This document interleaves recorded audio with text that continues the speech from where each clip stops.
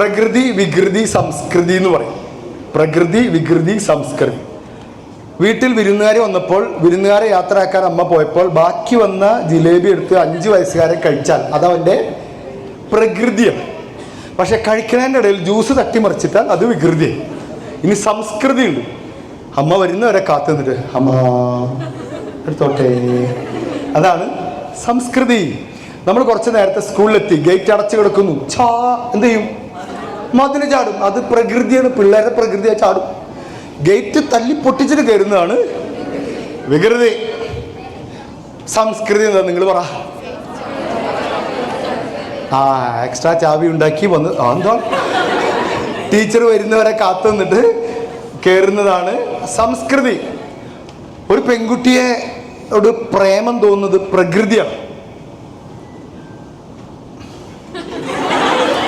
പക്ഷെ കാണുന്ന എല്ലാ പെൺപിള്ളേരോടും പ്രേമം തോന്നുന്നത് വികൃതിയാണ്. ഹെൽമെറ്റ് കൊണ്ട് അടിക്കണം. സംസ്കൃതി എന്ന് പറയുന്നത് അവളോട് പോയി പറയലാണ്. ഇനി അവള് നോ പറഞ്ഞാൽ ആക്സെപ്റ്റ് ചെയ്ത്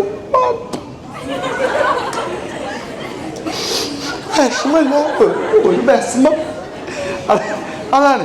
അല്ലാതെ സ്റ്റോക്കിങ്, അതിൻ്റെ പുറകെ നടക്കല്, പിന്നാലെ നടക്കല്, ബ്ലോക്കില്, അത് ഇത് ഓൺലൈന് സംസ്കൃതി അല്ല. നിങ്ങൾക്കൊരാളോട് സ്നേഹം തോന്നി, പ്രേമം തോന്നി, അമ്മയുടെ അടുത്ത് പോയി പറയണം, അമ്മ ഞാനിന്ന് പോകുന്ന വഴിക്ക് ഒരു പയ്യനെ കണ്ടു, നല്ല രസമുണ്ട്, ബൈക്കിൽ ഇങ്ങനെ പട്ടിമൂത്രമൊഴിക്കാൻ നിങ്ങൾ, അത് എന്നെ ആകർഷിച്ചു, അവനോട് എനിക്ക് പ്രേമമുണ്ട്. അപ്പൊ അമ്മ അങ്ങനെ പറയുന്ന ഒരു അമ്മ ഉണ്ടെങ്കിൽ നടക്കില്ല. പക്ഷെ അമ്മ അത് ആക്സെപ്റ്റ് ചെയ്യണം. ഓക്കെ, എന്നിട്ട് സ്വാഭാവികമല്ലേ. ഇന്നലെ എനിക്ക് മെസ്സേജ് കിട്ടി, 18 വയസ്സുള്ള ഒരു പയ്യൻ, എൻ്റെ ഫോണാണ്, 18 വയസ്സുള്ള ഒരു പയ്യന് ഒരു പെൺകുട്ടിയോട് പ്രേമം തോന്നി. മാത്രമല്ല അവൾ പോയി പഠിക്കാൻ പോകുന്ന ഏവിയേഷൻ കോളേജിൽ ഇവനും ജോയിൻ ചെയ്തു. സാറേ ഞാൻ എന്താ ചെയ്തത്? ഞാൻ പറയാം ഒന്നും ചെയ്യണ്ട, അവന് പ്രേമല്ലേ തോന്നിയിട്ടുള്ളൂ. പെരുമ അത് പ്രകൃതിയാണ്. വികൃതിയാണ് സ്റ്റോക്കിങ്. പിന്നെ സ്റ്റോക്കിംഗ് എന്ന് പറഞ്ഞാൽ അറിയാലോ ആരോടാ. അത് സംസ്കൃതി. മാന്യമായിട്ട് കാര്യങ്ങൾ സംസാരിക്കുന്നത്, നോ പറഞ്ഞാൽ വിട്ടുപോകുന്നത്. ബ്രേക്കപ്പ് ആയി കഴിഞ്ഞാലും പോട്ടെ, ഇനി ബ്രേക്കപ്പായി, ആക്സെപ്റ്റ് ഇറ്റ്. ആക്സെപ്റ്റ് ചെയ്യുക. Breakup is the best time to revise your self. Breakup അടിപൊളി സമയമാണ്. നമ്മളെ മൊത്തം നന്നാക്കാൻ പറ്റുന്ന സമയം ബ്രേക്കപ്പ് ടൈം. ബ്രേക്കപ്പ് ടൈം നല്ലതാണ്.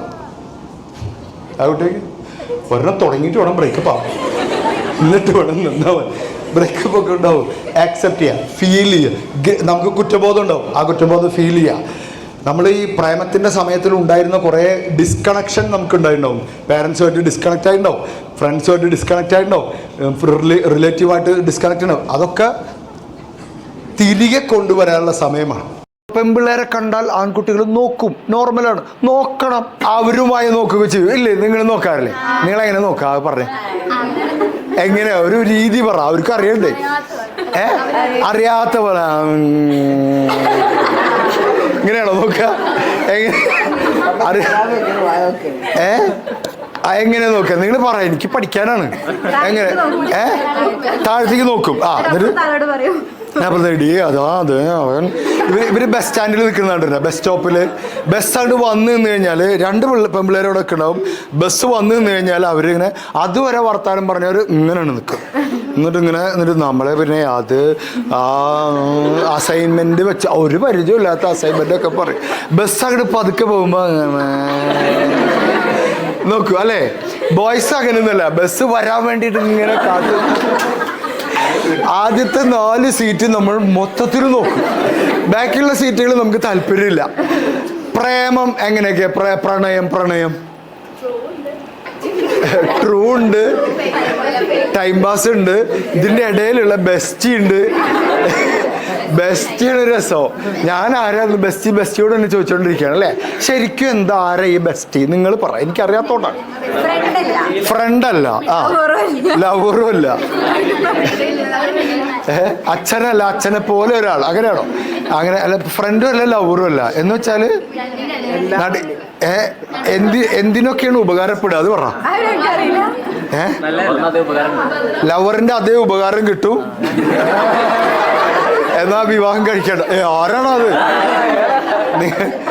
ബെസ്റ്റ് കണ്ടുപിടുത്താട്ടോ. ബെസ്റ്റ് ഇതിൽ ആരെങ്കിലും ഒക്കെ ബെസ്റ്റിയാണോ? ഇല്ലേ? ട്രൂ. ആ പാട്. ശരിക്കും ഇപ്പൊ എങ്ങനെ പ്രണയം തുടങ്ങുന്നത് എങ്ങനെയാ? ചിരിയാ? നേരെ പോയി ഈ ഫസ്റ്റ് കണ്ടുടനെ എന്താ പറയാ, ലവ് ഫസ്റ്റ്